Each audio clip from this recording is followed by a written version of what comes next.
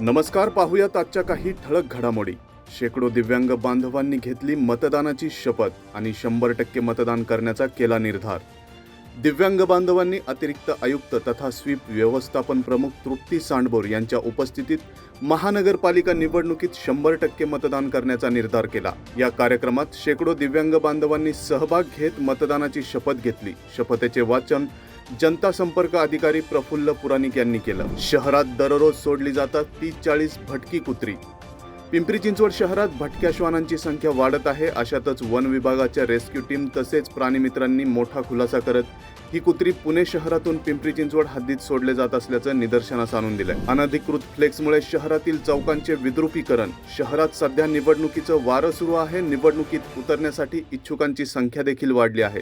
आपला चेहरा नागरिकांपर्यंत पोहोचवण्यासाठी अनेक जण अनधिकृत फ्लेक्स लावतात. यामुळे शहराचं विद्रुपीकरण वाढल्याचं दिसत आहे. नागरिकांनी आरोग्याची काळजी घेण्याचा तज्ज्ञांकडून सल्ला. तापमानातील चढ उतारामुळे आरोग्यावर परिणाम होऊन रुग्णांच्या संख्येत वाढ झाली आहे.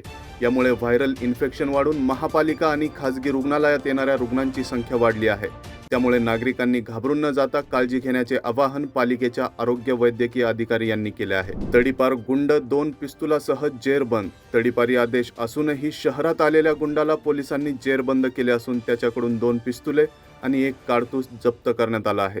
सागर ढावरे असे आरोपीचं नाव असून 2024 मध्ये त्याला 2 वर्षांसाठी तडीपार करण्यात आलं होतं. अधिक तपास पोलीस करत आहेत. तर या होत्या आजच्या काही ठळक घडामोडी. आणखी घडामोडी जाणून घेण्यासाठी पाहत रहा PCMC न्यूज.